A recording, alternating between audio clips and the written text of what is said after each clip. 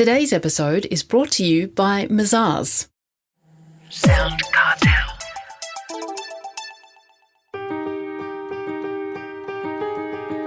From SoundCartel, I'm Nicole Goodman, and this is Business Essentials Daily.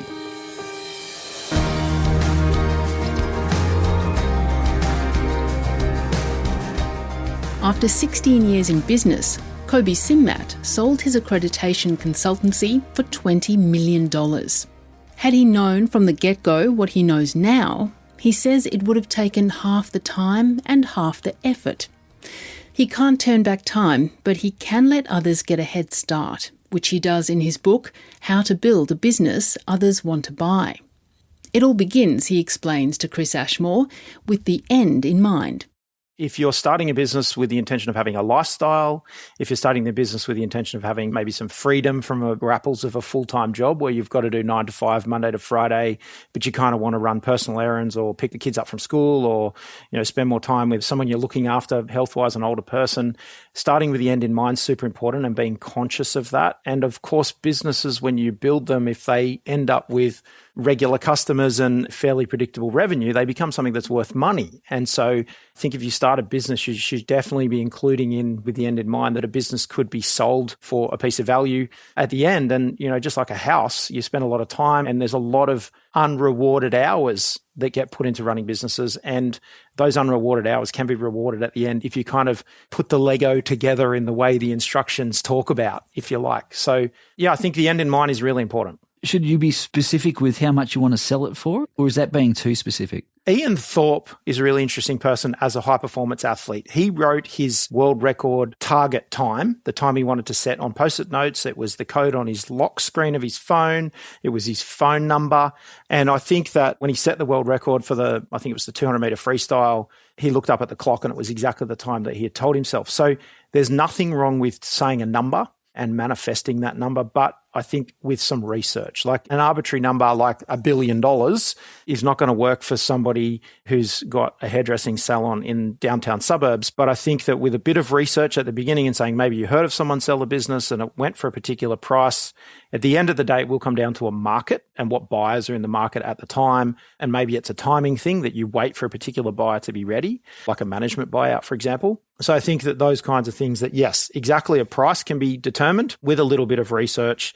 And that will get you the reward for, some of those late nights and early mornings and hustle. When it comes to doing all this, having a goal then is important. Yeah, absolutely. Look, I think that it's too easy to kind of get through the weekend, wake up Monday morning and get the kids to school or get out of the house or get to see the client or react to something that's going wrong or do whatever in a kind of a day-to-day basis. And life can get away from us really quickly. Like the weeks for me right now are just flying by. So I think that if you set a goal, and there's obviously that bigger picture goal, and then there's the daily goals, and I'm a list person, but I think that bigger picture goal of saying, yes, I want to build a business, I want to exit that business in, 5 years' time, or I'm going to invest in something else and then have a lifestyle. I think having that destination is going to affect where you're going to go on your journey. And I think that when you go on holidays, you set a destination, you work out how you're going to get there and what you're going to do when you're there and how you're going to get home. And, I think setting and running a business is no different. Now, the goal could be, I'm going to run this thing in perpetuity and then it's going to close when I die because it gives me a really healthy income, and a business is an investment. And in fact, a business that's running really well and is really healthy and is owner independent is a good investment. And it's often very difficult to find other things to invest in after you sell your business that give you a better income. And so I think that often setting goals is really important, but also getting very clear on the problem that you're solving. What am I solving here? Am I solving, I hate my business and I want to get out of it, so I want to sell it? Or do I want to move on to something else and invest in something else? I want to take money off the table and kind of set that money in concrete and then move on to the next thing. Is it important to have a business coach? 100%. Absolutely. Every single high-performance person on the planet has got a team around them giving them advice from the sidelines, whether that's a high-performance football team, soccer team, netball team. We've got the Matildas, the women's football league playing right now as we record this. They've all got coaches. They've got nutritionists. They've got physios. They've got psychologists. They've got people looking after their uniforms. And I think that if you are somebody who's listening to this and you want to be successful in business and you want to accelerate your journey, then the investment you can make into having somebody coach you from the sidelines, I think, is really important. I have invested significant amounts of money over the years in coaching, psychological coaching to get my mindset right, business coaching on a fortnightly basis. Now, it's not that the first business coach that walks in the door is going to be the best person for you. Definitely interview them like you would any team member and spend the time doing your due diligence and get referrals. And if you don't like someone, fail fast, move on to the next one. And then also think about the problem you're trying to solve. My business isn't profitable enough. I need a coach to help me coach to make it more profitable. My business needs more sales. I need a coach to coach me to get more sales and more revenue. So there are different coaches that are good at different things. And many, many, many coaches out there will come from a kind of franchise system that may have lots of policies and procedure manuals. They haven't got the free flow, shoot from the hip ability to help you make a business profitable really quickly, for example, if you're struggling with numbers. So I think it's horses for courses, but 100% rock stars, athletes, high performance individuals, university students got lecturers, school children got teachers.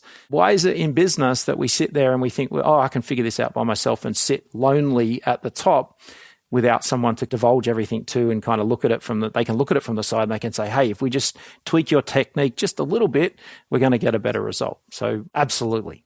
Now, from one big question to another one, how do you differentiate yourself in the market? Look, I think that we throw that statement out. You need to differentiate yourself. I think we throw that statement out probably a little bit frivolously.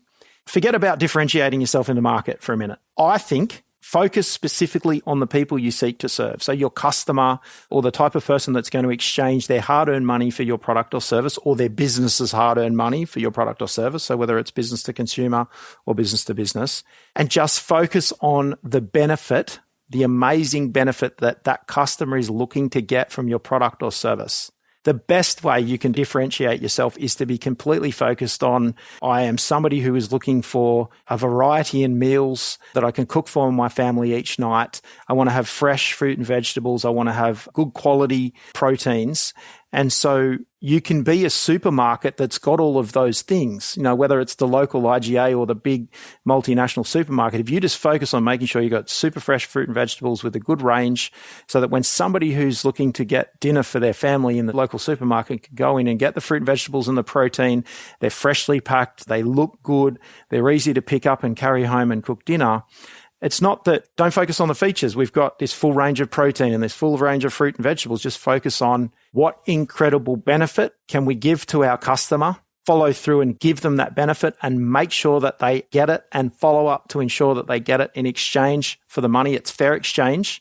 You will differentiate yourself over everybody else. Everyone is just thinking about their money and their situation and their problem. And by being customer-centric and customer-focused and purely focused on quality, then you will differentiate yourself. And you don't need to have a different feature, a different benefit, or be blue or black or yellow or whatever the different color brand or logo is. If you just focus on ensuring you deliver the benefit that the customer's looking for that comes from your features, don't focus on your features, then you will stand out like a full moon on a bright starry night. And I think that that's what we need to focus on more in business, is just be customer centric. Mm-hmm. Well, if we can come full circle here, and indeed we're looking at the end in mind when we're running a business, what are prospective buyers looking for when they're looking to buy your business or any business? At the end of the day, a future buyer of your business is looking for one thing and one thing only, and that is profit. They're looking for a financial return on the money that they pay you for your business. Now, that can come from a few different things. It can come from putting your business with another business, and it means they can sell a hybrid different product to their customers. They can sell their product to your customers. They can buy your business and it's got good annual profits, and they can just take $1 million and give it to you, and now they get $100,000 a year in exchange for that. But future buyers of businesses are just looking for profit. And so the more confident you can be in showing them facts and figures from a number of years so that it's not lumpy and bumpy and jumping around a lot, but they can get confidence from a very smooth graph of, 10, 15, 20% growth per annum, not thousands of percent, not 100%, but just solid, sustainable, predictable growth of profit. then they know that it's almost as safe as putting their money in the bank and getting a reasonable return for their money. And so if you've got to make up a narrative and a story and say, oh, I've got this great idea and this great idea could do this, this and this, go do that and give them the results, give them the benefits of that. But I speak to so many people who say, my business has got this great idea and it's got so much opportunity. It's like, well, execute on the opportunity and then a buyer will buy it. But if you've got to sell them on the idea, then you're not going to get the best deal possible. That was Kobi Simmat, founder of mynextpractice.com.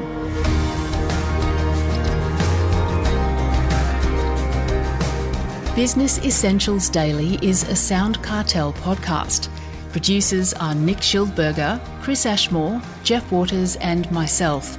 Technical production by Pete Letts. I'm Nicole Goodman. Thanks for listening. We'll bring you more Be Daily next week. SoundCartel. This episode was brought to you by Mazars. To find out more, visit mazars.com.au. That's mazars.com.au.